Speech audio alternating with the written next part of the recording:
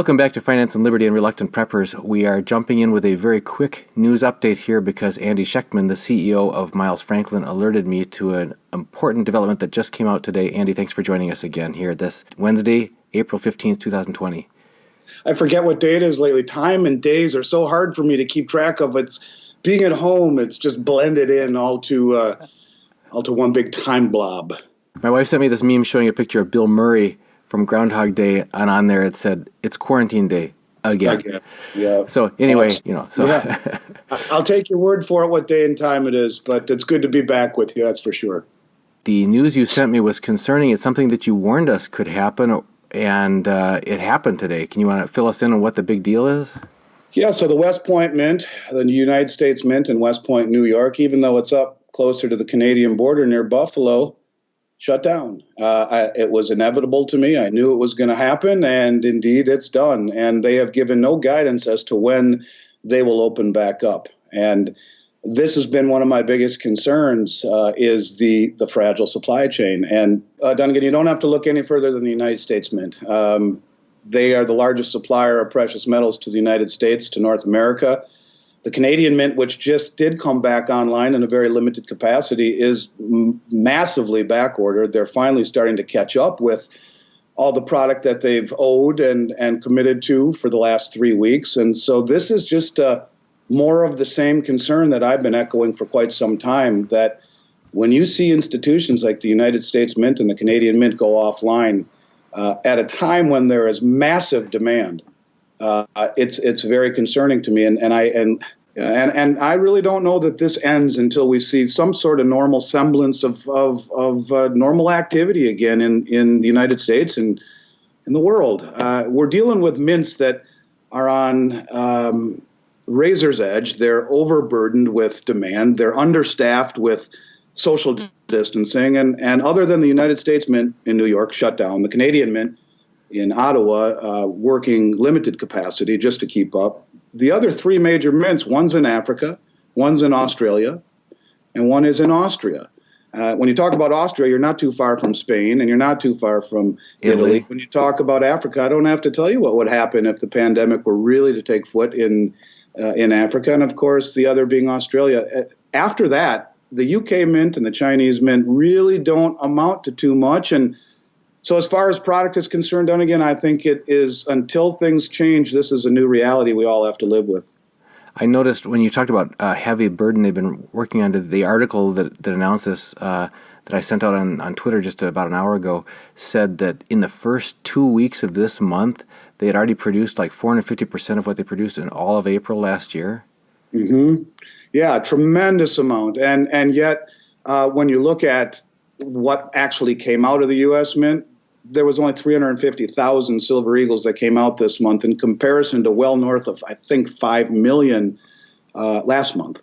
And so at a time when demand could not be more robust, you have a giant golf ball stuck in the hose of supply. And it's really quite startling. And, thank goodness for the Australian Perth Mint. They have really done a bang-up job of keeping us supplied with product. But we're literally working 24 hours a day to continue to get supply in, and luckily we've been able to do that. But this is just another peg out of the base of our supply chain that is being ripped out from underneath us with no warning whatsoever. And I'd like to make mention that in the article that I sent you, nowhere in that article did they mention that someone had contracted the disease. In fact, it was in they said it was proactive, an abundance of caution or something. Yes. Yeah. Right. And so when they don't give any guidance as to when they're coming back online and leaving it open just to say when they think it will be safe for their workers to return, it's an open-ended, I don't know. And it's just more of the same that I've been talking about for a long time. I view this as inevitable. So this helps me answer the question people have been asking me when they call me, asking, shall I wait a few weeks until the things settle down and the premiums drift back into normal before I pull the trigger on this? And I said, well, first of all, nobody can answer that question. That's an unanswerable question. But second of all, based on what we were talking about the demand carving its way up into the food chain of the supply chain, this sounds like it's really endgame time for now for people who want to obtain any physical products. So, well, I'd like to address that in a few different ways. Number one being, this isn't 2008. This is not a V-shaped recovery. This is not Fed-induced credit to and lowered interest rates to stimulate things. That's not what this is about. That's what happened in '08, and everything turned around. You can see the Fed is certainly doing all they can to induce some form of liquidity by dropping barrels of money from the sky. And I think their balance sheet increased by $6 trillion this month. It took this country over 300 years to print $800 billion. And now in 1 month with the keystroke, the Fed produces $6 trillion and adds it to our deficit. So as far as a recovery and things resuming in a natural fashion, I don't think that this is about easy credit and money being poured out by the Fed, and quite to the contrary. I think this is more about people being afraid to go back and resume daily life. And just because the all clear gets signaled, does that mean things go back to normal? And probably not. And even if things do go back to normal, what happens if we see a resumption? I've been bringing this up lately, thanks to Chris Martinson. The Spanish flu in 1918, the second wave, killed 6 times as many people as the first. Now, I'm not saying that's going to happen, but what I am saying is that it's naive to believe that once the all clear is sounded, that it's safe to get back in the water. If a shark flies by real quick, once you jump back in the water, you may never get back again. I'm very concerned about the fact that we, this is our new reality until things get better. And people who are waiting for premiums to come down, I think are making a very big mistake. Because until it does get better, it's going to get a whole lot worse. And which brings me to my second point that I've been talking about a lot lately, and that is asset price inflation changing to price inflation in this industry. The volatility in the stock market, I believe, has rattled a lot of people. And they're coming out of the market. And the first place that they're going is to precious metals. It's the only logical stop right now. And we are getting phone calls that go something like this. Andy, I was referred by Joe Smith. He's a client of yours. He's been telling me forever to do this. I should have listened to him. I got $1 million I just came out of the market with. What do I do? That asset price inflation that has been courtesy of the Fed's easy money and low interest rates over the last 12 years has manifested itself as asset price inflation in stocks, bonds, and real estate. The volatility and the trouble in the economy and with this virus has awoken people to, well, maybe I should pare down my exposure to the stock market. And when they come out, they're coming out with a lot of money in a broken supply chain chasing safety in this market. And there are going to be a lot of disappointed people who are waiting for premiums to come down and prices to go down. And you may see prices to go down, but you will not see premiums go down unless we see a resumption of normal supply chain activity. And quite to the contrary, I'm very concerned about it for my own business. What am I going to have to sell in a month? What does a month look like from now? I don't know. I'm being dead serious. I have no idea. But when I see the United States Mint close down, it is a precursor to a complete destruction of the precious metals supply chain.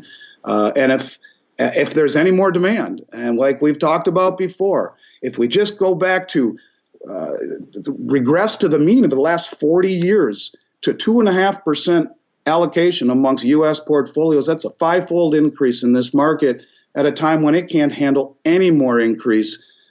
I'm concerned. I don't think that's a good strategy right now. It would have been over the last 10 years. Yeah.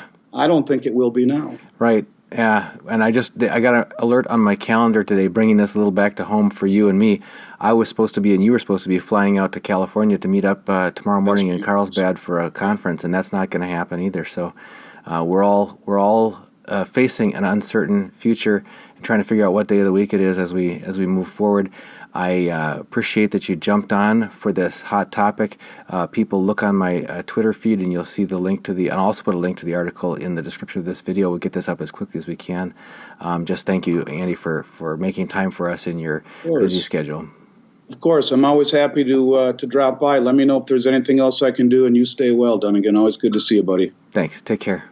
You too. If you've decided that now is the right time for you to protect your family's financial future by acquiring physical precious metals, gold and silver, I'm delighted to let you know that I have now become a licensed dealer's representative for Miles Franklin, one of the oldest and most trusted names in bullion dealerships.